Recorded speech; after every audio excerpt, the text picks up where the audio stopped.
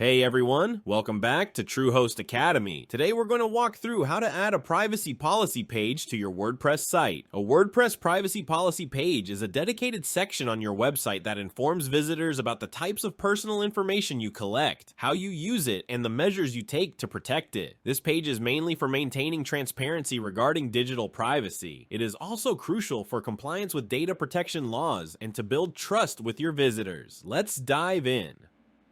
First, log into your WordPress admin dashboard. From the left-hand menu, navigate to Settings and then click on Privacy. You'll see the Privacy Settings screen. WordPress provides a default privacy policy template. Click on Create New Page. This will open the WordPress page editor with a pre-filled privacy policy template. Here you can customize the content to match your site's specific privacy practices.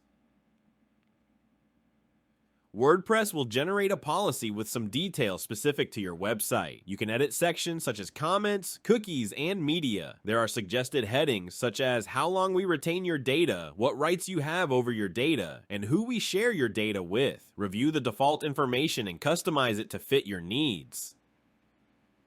For instance, add details about how you collect, use, and protect user data. Ensure that your privacy policy is clear and comprehensive.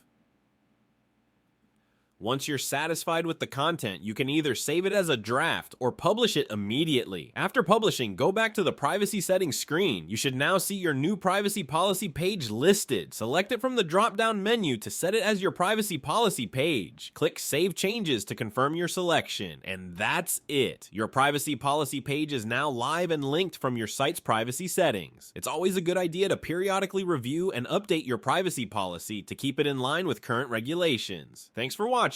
If you found this video helpful, be sure to give it a thumbs up and subscribe for more WordPress tips and tutorials. Drop any questions you have in the comments below, and I'll see you in the next video.